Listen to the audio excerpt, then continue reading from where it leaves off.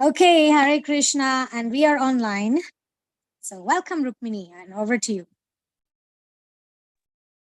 Hare Krishna, thank you so much for giving me an excuse to step into Krishna's Leela.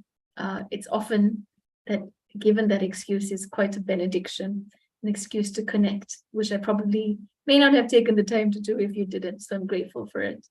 I'd say if you're comfortable with it, you could put your video on, because I'd love to see who I'm speaking to. Shirada is always mentioning her group and speaking of you guys fondly, so it'd be nice to see you. When choosing, I kind of have a Hare Krishna. Nitya Kishori seems to be the techno person. That's pretty cool. Hare Krishna Mataji. No, I'm just in my kitchen, so I keep my video off and I'm on That's mute. okay. That's okay. No problem. I just came out of the kitchen, so I appreciate it. So just a disclaimer, this presentation is not so much something that I want to put forth from a deeply shastric level, but from a connection of my own journey. And I'm a disciple of Kadamba Swami, and so recently spending a lot of time in Vrindavan and having going through the experience of losing the physical presence of my spiritual master, and coming back to South Africa. This chapter in the 10th canto has given me a lot of solace. So that's why I'm turning to it, because it's where I felt some sort of connection. And therefore, like when I looked at it, it has high topics, talks a lot about separation. And I was wondering, Rukmini, like what qualification do you have to speak about separation? So maybe we could take this class as something like leaning towards separation, thinking about separation from the perspective of a glowworm, a little insignificant tiny creature somewhere in the world, and not on the highest levels of Radha Krishna pastime, So that's my disclaimer. This is the presentation that I'm working on. So this was also one of the chapters that my spiritual master was reading before he left. And when I was looking at it, I remember that when you read the first verse in the chapter, when Akrura is approaching Vrindavan, in the first verse, and I'll focus on the first 24 texts, but the first verse, Sukadev Goswami says, after passing the night in the city of Mathura, the high-minded Akrura mounted his chariot and set off for the cowherd village of Nanda Maharaj. Now, one point that Boyjan Prabhu had elaborated on was that on the day that Akrura got the instruction to fetch Krishna from Vrindavan, from Kamsa, it was Ekadashi. And because it was Ekadashi, he couldn't go, because travel on Ekadashi is not so recommended. So therefore, he had to leave on the Dwadasi.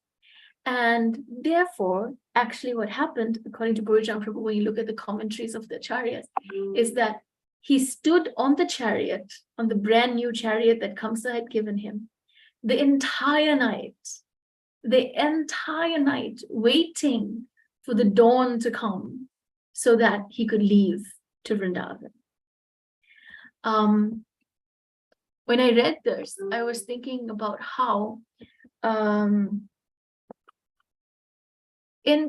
approaching the Bhagavatam, I really like to remember Sachinandan Swami's acronyms, and you may have heard it before, but it really helps me. It's Shravanam, Mananam, Nididhyasanam, and Vandanam. I think of it like how when you watch a movie, you get these sublines on the bottom. If there's going to be bad language or violence in the movie, they tell you in the subscript. So I think of these as sort of subscript to the Bhagavatam. And if we approach every verse or anything that we're reading through these 4 subscripts, I feel like I get the most out of it then. So Shravanam, of course, we know means to hear. And Mananam means to think about what you're hearing. Nididhyasan means to apply what you're thinking about. And because we fall short in application, then there's Vandanam, prayers to Krishna that we're able to have this knowledge manifest in our hearts. So even if we took this verse, this simple verse, and thought about it, what are we hearing? We're hearing that Akrura spent from the verse we hear that Akrura was on the chariot. From the acharyas we hear that Akrura spent the whole night on the chariot. And then if we think about it, what are we hearing? We're actually hearing of his enthusiasm, that his desire to see Krishna was so great that he was willing to just spend that entire time waiting for the moment to leave. Then Nididhyasan, what do we do with this? We see Akrura in that position. What do we do with this? Well, how enthusiastic am I? How do I apply this in my life? How can I glean more enthusiasm? Not just in daily devotional service, but also enthusiasm in desire to see Krishna. I'm thinking about at greetings in the morning. Sometimes I'm like dragging my feet, to the temple room, or but not often am I standing in front of the curtains, like waiting in anticipation, like when are they going to open so we can see them, whether it's Radha Madhava or in my side, Shri Radharadhana. So enthusiasm. So application would be, how do I harness more enthusiasm in my own devotional practice? And then when we fall short, Vandanam. Krishna, please let a drop of enthusiasm manifest in my heart. So now and again, as we're going through these verses, I'll pick up on these 4 aspects, the subscripts, to reading the Bhagavatam, because I feel it takes us deeper. It takes us deeper than to just, if we read it, we'll be purified. If we think about it, our mind will be purified. If we try to think about how to apply it, our intelligence will be purified. And if we pray that it be manifest within ourselves, and our hearts will be purified. So therefore, it sequentially takes us deeper. So after this verse, Uddhava goes on, or the Bhagavatam goes on to say that as he traveled on the road, the great soul Akrura felt tremendous devotion for the lotus-eyed personality of Godhead, and thus he began to consider as follows. What pious deeds have I done? What severe austerities undergone? What worship performed or charity given, so that today I will see Lord Keshava? And the next verse goes, since I am a materialistic person, simply absorbed in sense gratification, I think it is as difficult for me to have gotten this opportunity to see Lord Uttama Shloka, as it would be for one born a Shudra to be allowed to recite Vedic mantras. But enough of such talk. After all, even a fallen soul like me can have the chance to behold the infallible Supreme Lord. For one of the conditioned souls, being swept along in the river of time, may sometimes reach the shore. I really like these 3 verses of Akrura, because he's not really like, we don't see Akrura like Balaram or the residents of Vrindavan. He's coming as Kamsa's messenger. So we're open to seeing that there's definitely some sort of ambiguity in Akrura's character, possibly out of circumstance. But he's admitting it to himself that, I'm not such a great devotee. He's saying it, that since I am a materialistic person, absorbed simply in sense gratification. That's what he's saying. He's able to see his flaws. In Akrura, I see a person able to see his flaws. But at the same time, simultaneously, he's able to see the immense mercy that he's being afforded. And that's precious. That for someone to have both these qualities side by side is really precious, because if we just see our faults, then you get depressed, And if you just see the mercy and you're not looking internally, then you lack in authenticity, in authentic practice. But sometimes in being authentic and in being able to see where we are and who we are really, and that can become depressing, because it's such a far cry from pure devotional service, from Bhakti Rasamrita Sindhu. So here we find in Akrura this perfect combination. He could see the things that were drawing him back. He could see that there were many reasons why maybe he would not be accepted in Vrindavan. But it didn't hold him back. It didn't curtail his enthusiasm. And his enthusiasm took the forefront, because in all these verses, the theme that comes through it is this theme, that today I will see Lord Keshava. That was just his meditation. Today I will see Lord Keshava. So, gratitude. Akrura has gratitude, especially in that first stream of verses, when he's thinking about what pious activities have I done? What have I performed? What could I have done really that would have given me this experience? Nothing. And therefore, he is grateful for the mercy he is receiving.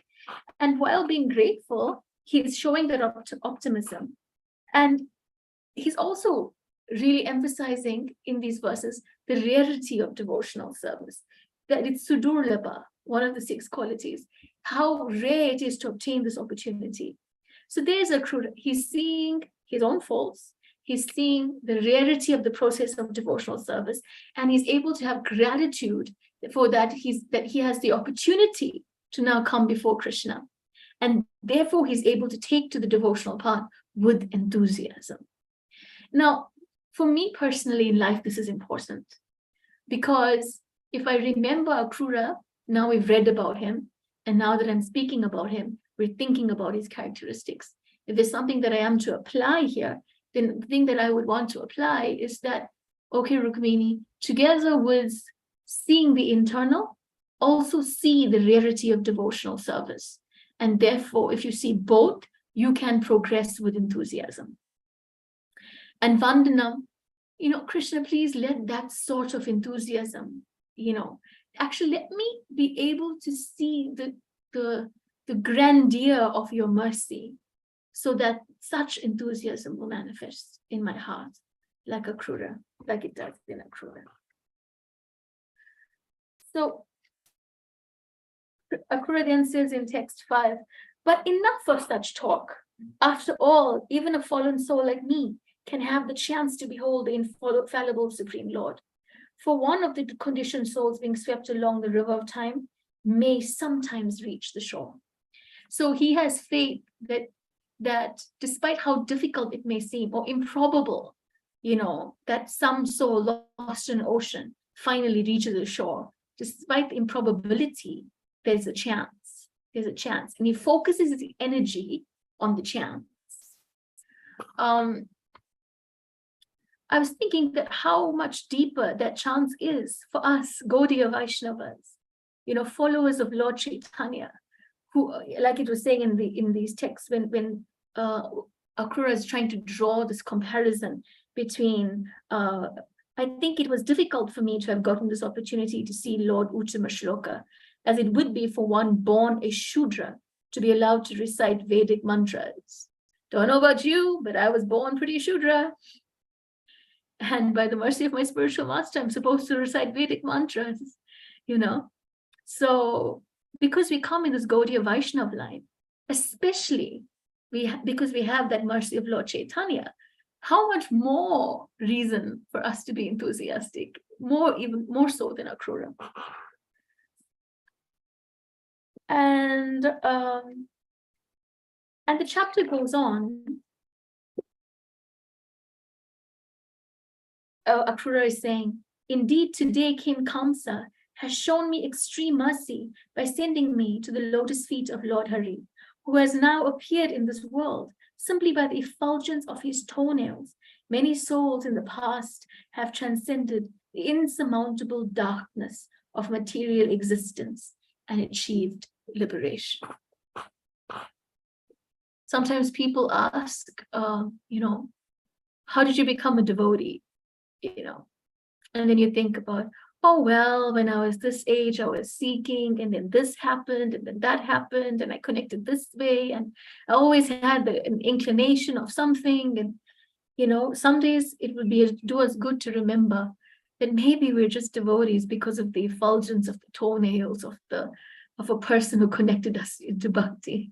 I was thinking when I was preparing for this class that maybe I'm still here simply because of the effulgence of the toenails of my spiritual master. Sometimes that's all it takes. Those lotus feet are worshipped by Brahma, Shiva, and all the other demigods, by the goddess of fortune, and also by the great sages and Vaishnavas. Upon those lotus feet, the Lord walks about the forest while herding the cows with his companions. Those feet are smeared with the kumkum from the gopis' breasts. Surely I shall see the face of Lord Mukunda, since the deer are now walking past me on my right. That face, framed by his curly hair, is beautified by his attractive cheeks and nose, his smiling glances, and his reddish lotus eyes. So, this is Akrura, and he's on his way to Vrindavan. But the truth is that his mind is already in Vrindavan. In the Chaitanya Charitamrita, Srimati Radharani says in the mood of Lord Chaitanya says in the mood of Srimati Radharani that my mind is Vrindavan.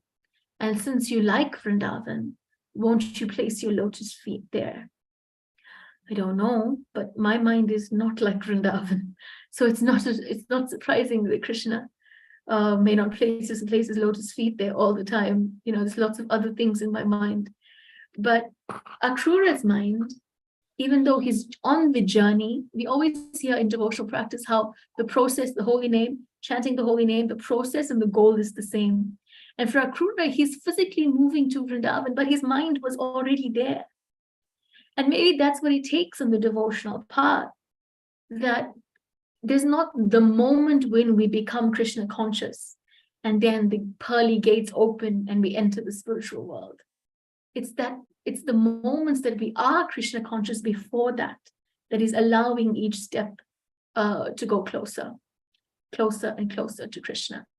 So therefore, Akrura was qualified because his mind was already Vrindavan. And you can feel his enthusiasm in these verses. He is convinced that today I will see Krishna, and that will be the perfection of my eyes. He says that I am going to see the Supreme Lord Vishnu, the reservoir of all beauty, by whom his own sweet will has now assumed a human-like form to relieve the earth of her burden. Thus, there's no denying that my eyes will achieve the perfection of their existence.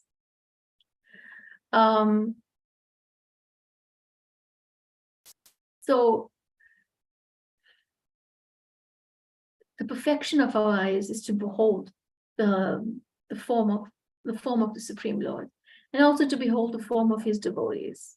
The perfection of touch is the embrace of the Supreme Lord and the embrace of his devotees. The perfection of speech is to speak of the Supreme Lord and to speak of his devotees. And Akrura is here with every step of the journey, taking him closer to the moment when he can see Krishna. And I'm going to skip ahead a couple of verses where Akrura is saying, a verse I want to focus on for today, that Akrura says, today I shall certainly see him the goal and spiritual master of the goal and spiritual master of the great souls. Seeing him brings jubilation to all who have eyes, for he is the true beauty of the universe. Indeed, his personal form is the shelter desired by the goddess of fortune. Now all the dawns of my life have become auspicious. When I read this verse, I had just come back from Vrindavan. And what I was thinking about is that separation or grief or yearning for devotees who may not be with us right now, all of it fall into the realm of separation, can be seen from two perspectives. One perspective is looking back at what I now no longer have, or looking back at what was. Of course, when the gopis are absorbed in Krishna's pastimes, in looking back, that's the perfection of existence. But for us conditioned souls who experience separation on not just such a transcendental level, looking back can be purifying, but it can also be dehabilitating, and we can be stuck in the past. But Akrura is showing a different sort of separation, a separation that's looking forward. He is not with Krishna. He is not in Vrindavan, but in his conviction and in his enthusiasm to be there, in his conviction that today he will see Krishna, he's in separation but looking forward. And so I was thinking of my own spiritual master, that one day will come when I can say this verse, that today I shall certainly see him, the goal and spiritual master of great souls. Seeing him brings jubilation to all who have eyes, for he is the true beauty of the universe. And now all the dawns of my life have become auspicious. It gave me hope, this verse. So I'm just checking my time. Shri, if I go overboard, just give me a signal. And Akrura goes on to say, then I will at once alight from my chariot and bow down to the lotus feet of Krishna and Balaram, the supreme personalities of Godhead. Theirs are the same feet that great mystic yogis, striving for self-realization, bear within their minds. I will also offer my obeisances to the Lord's cowherd boyfriends and to all the other residents of Vrindavan. So mentally, he's thinking, actually, reading this chapter is nothing but Akrura's fantasy, Akrura's fantasy of what it's going to be like when I enter into Vrindavan. And I don't know if anybody has experience of living in a fantasy, but a fantasy means you're trying to experience emotions and feelings for an event that may not have occurred, And so therefore, Akrura hasn't seen Krishna, but this is his fantasy of what it would be like when he meets the Supreme Lord. And when I have fallen at his feet, the Almighty Lord will place his lotus hand upon my head.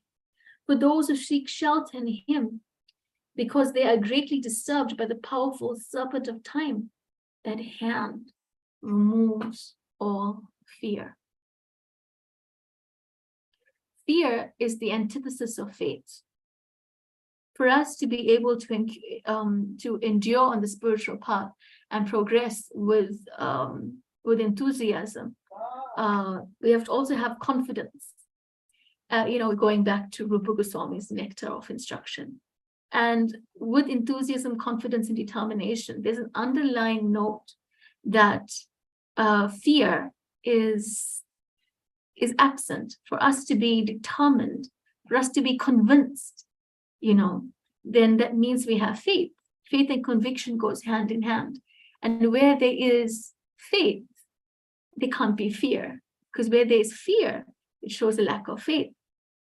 So we see that our Akrura is able to, he knows that once he sees Krishna, just simply the touch of Krishna's hand will deliver him from all fear. And I wanted to go to, where is it? 18. Yes. The infallible Lord will not consider me an enemy, even though Kamsa has sent me here as his messenger. After all, the omniscient Lord is the actual knower of the field of his body. And with his perfect vision, he witnesses both externally and internally all the endeavors of the conditioned soul's heart. How beautiful is this verse? After all, the omniscient Lord is the actual knower of the field of this material body. And with his perfect vision, he witnesses both externally and internally all the endeavors of the conditioned soul's heart. Now note, not the endeavors of the conditioned soul's body. One of the things that I try to work through in my own spiritual path is just to get off the platform of always having to do, and be more on the platform of what is the quality of the service that we're offering, and where's my mind in that service, and how can I really remember that the service is about pleasing Krishna instead of finding comfort in how much I've achieved for the day. So here Krishna is, Akrura is saying that Krishna is the witness both externally and internally of the endeavors of the conditioned soul's heart. Bhavagrahi Janardana, that he's there to grab the bhav, that the devotee is offering. And Akrura, therefore, he is not thinking about the fact that I'm coming by Kamsa, coming from Kamsa. What is Krishna going to think? Will Krishna doubt my affection for him? Will Krishna doubt my motive? How will the residents of Vrindavan receive me? He's not going mental about this at all. At all. He's utterly convinced that Krishna will know his intention and know his heart, and that will be enough. And that's just beautiful to see. It's beautiful to see in a devotee. And he carries on with the fantasy. Thus he will cast his smiling, affectionate glance upon me as I remain fixed with joined palms fallen in obeisances at his feet. And then all my contamination will at once be dispelled. I will give up all doubts and feel the most intense bliss. Recognizing me as an intimate friend and relative, Krishna will embrace me with his mighty arms, instantly sanctifying my body and diminishing to nil all my material bondage, which is due to fruitive activity. Having been embraced by the all-famous Lord Krishna, I will humbly stand before him with bowed head and joined palms, and he will address me, my dear Akrura. And at that very moment, my life's purpose will be fulfilled. Indeed, the life of anyone whom the Supreme Personality fails to recognize is simply pitiable. I love this. I really love this verse. And what do I love about it is simply the way Akrura is thinking, that once Krishna embraces me, he will stand and I will offer my obeisances. I will be there with joined palms, and then he will address me, my dear Akrura.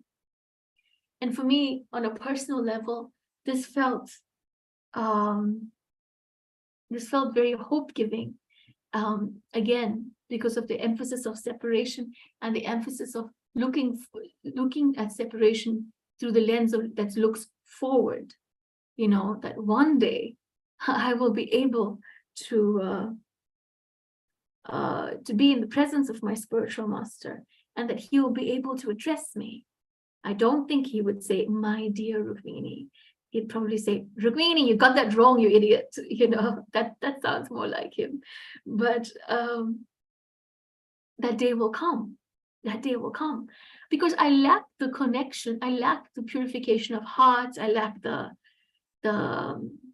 experience, the faith to truly experience these emotions that are in this chapter in relation to Krishna. I just don't have it, So if I try to, it will come across very fake. but in reference to my spiritual master, I can feel them, So therefore, like I said, separation from the perspective of a glower. The Supreme Lord has no favorite and no dearmost friend, nor does he consider anyone undesirable, despicable, or fit to be neglected. All the same, he lovingly reciprocates with his devotees in whatever manner they worship him, just as the trees of heaven fulfill the desires of whomever approaches them. This I also found very significant, because sometimes we may doubt that we are worthy to be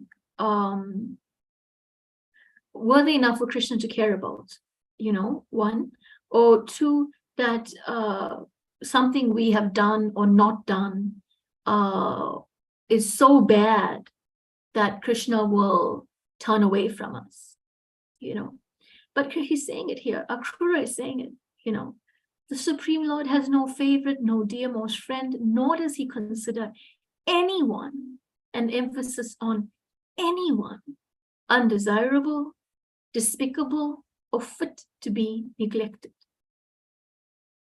Simply that, no one is fit to be neglected in Krishna's eyes.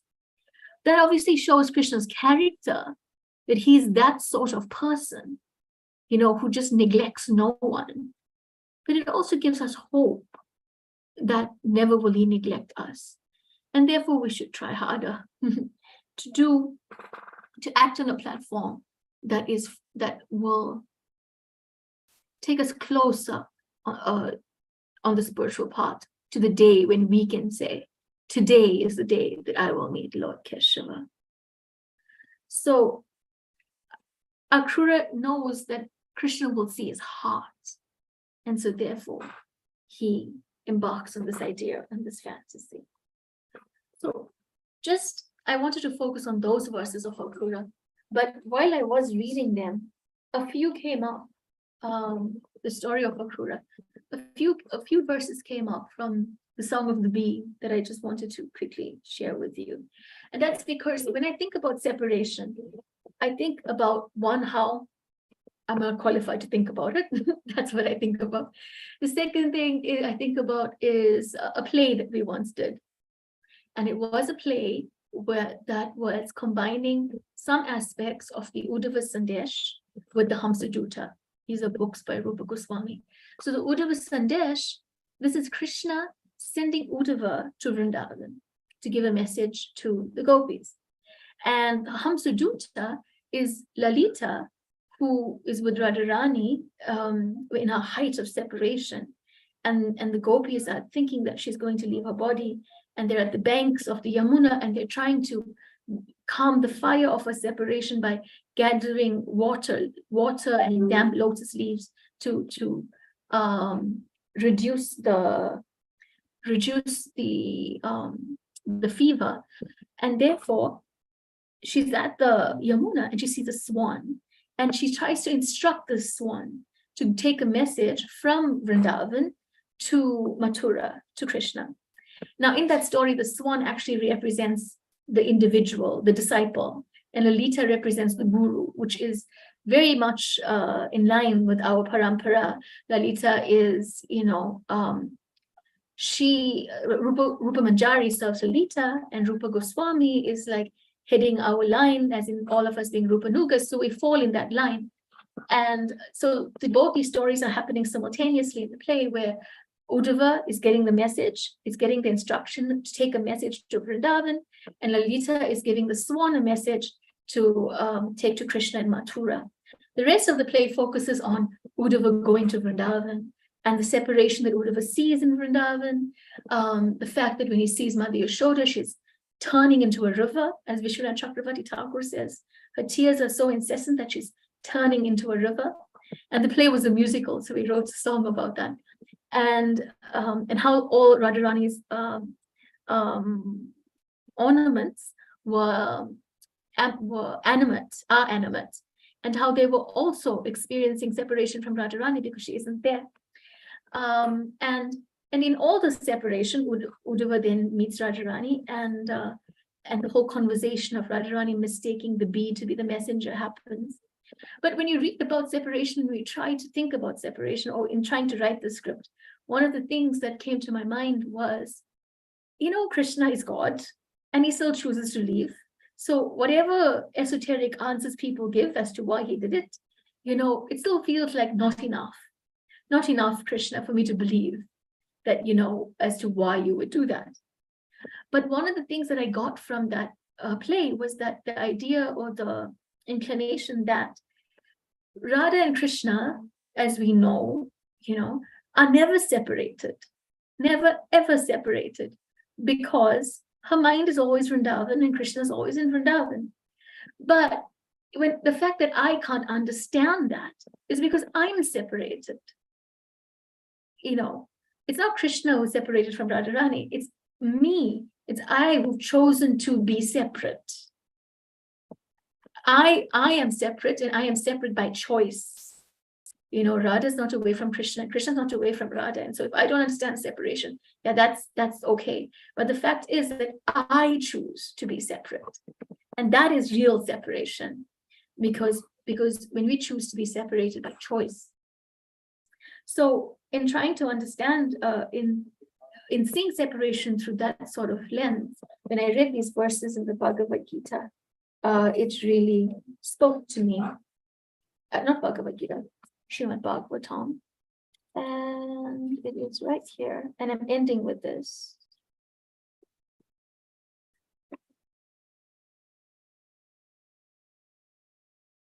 Give me a second. I really don't have it. No, don't have it. Okay, I have it here.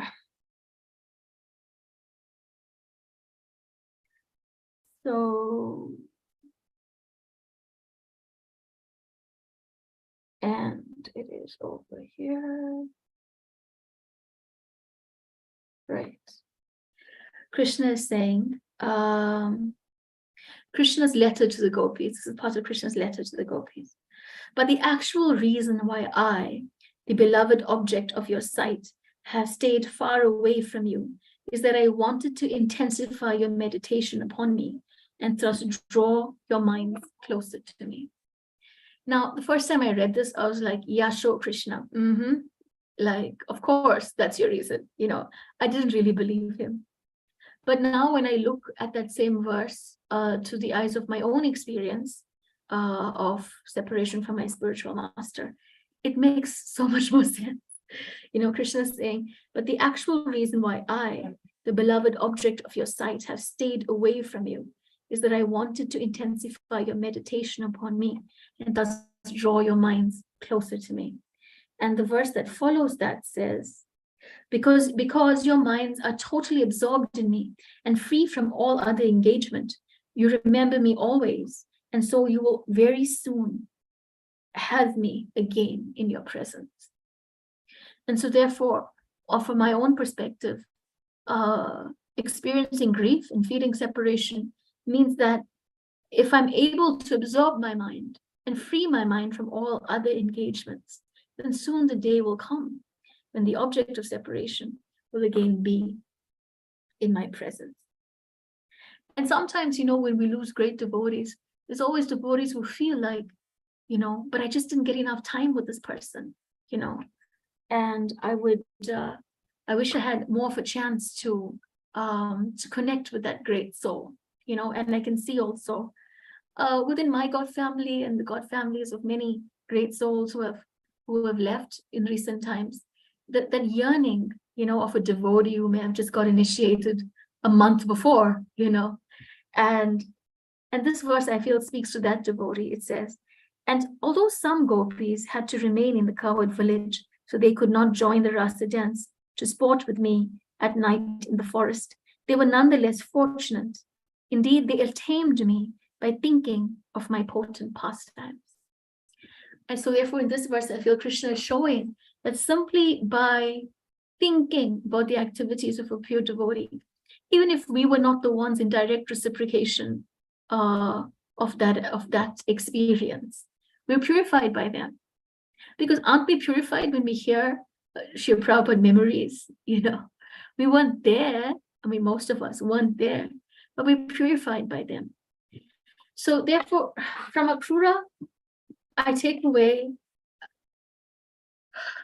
enthusiasm, the balance between being true about where I'm at, whilst being equally convinced and eager to progress and having faith in Krishna's mercy, the rarity of that mercy, and his willingness at heart to never neglect us and thus give us a way forward. I take from him also the idea that separation also has one lens that looks forward to the day that we will meet again. So I'm going to stop there. I am over time, but we started a little bit late, so I hope you'll forgive me. And if there's any thoughts, we can take them now.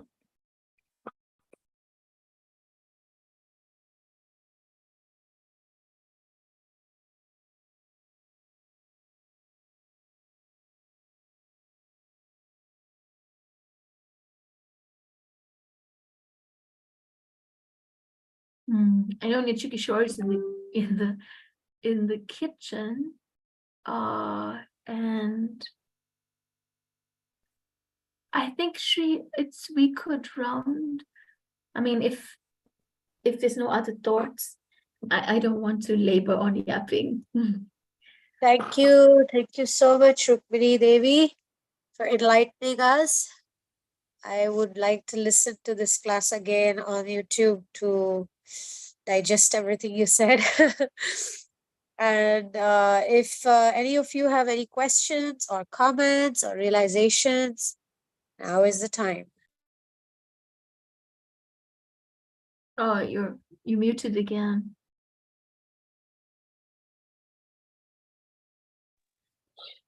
Hare Krishna Mataji, thank you for a wonderful class. So I have one question that you told that Radha and Krishna are never separated, and it's just we who are separated and we can't understand that. So like basically when we hear about Leelas, Vrindavan, Vraj Leelas, about Radha and Krishna, and so I'm just curious to know that then how can we understand that Krishna left Vrindavan and he went to Mathura and then he stayed at Dwarka and he never returned to Vrindavan. Also, I'm curious to know that like we hear pastimes of Radharani about her mother-in-law and sister-in-law Jatila and Kutila, how they are always not in favor of Radharani meeting Krishna. So do these pastimes they also are going on in Golok Dham Vrindavan also? I don't thank you, Nichikishore, for your question. And thank you for making time to listen, even though you have your duties. I appreciate that. In terms of whether that's going on in Goloka, that I don't have the knowledge to answer. So I could research it and try and get that sort of Shastric Praman to you. In terms of why do we say that Radha and Krishna is not separated, when there's clear pastimes where it seems that they are separated, and separation is a big topic in the 10th canto, then when you're saying that they're not separated, it's because physical separation is one thing, but they are one in mind. And Srimati Radharani expresses this when there's this damsel that visits her, and she sees her in the courtyard, and she sees this damsel, and the damsel looks depressed, and so Srimati Radharani sends her girlfriends out to find out who this girl is, and they don't want to speak to her. So Radharani goes herself, and she says, "What's wrong? Like, you look like you may have come from the heavenly planets, and like I'm a woman too, so you must be, so we understand each other. You can confide in me and tell me what's wrong." And the damsel says, like, I don't understand it. I don't understand how he could leave you. how he could be such a debauchee and leave you, you know. And Radharani said, no, you don't get it. Krishna and I are one, you know, we are one in mind, you know, we are one at heart, you know, like. And the damsel said, no, you could think that. Most people in infatuation think that. So I don't think, you know, how can you prove that it's really true? You know, then Radharani, she closes her eyes and she goes into meditation. And by the power of her meditation, Krishna physically appears. Now, of course, the damsel wasn't really a damsel. It was actually Krishna in disguise. But he couldn't hold that disguise in the face of Radharani's love. So physically, they may be separated, but because, like the verse is saying in the Song of the Bee, because their minds are connected, her mind is always on Krishna, then there is no separation. So in that sense, they're always together and they're never separate. I hope that's okay. Thank you so much, Mataji. Hare Krishna. So I guess we'll end here. Is that okay, Shri? Yes. Okay. Thank you so much for this opportunity and the excuse for going into the Shastra. I really appreciate it. And I pray that your Purushottam Vrata of hearing every day, hearing of the Shastra and hearing of the pastimes of Krishna just fructifies in the heart. Okay. Hare Krishna. Nitai Gaur Premanande Haribol, Srila Prabhupada ki jai, Gaura Bhakta Vrinda ki jai.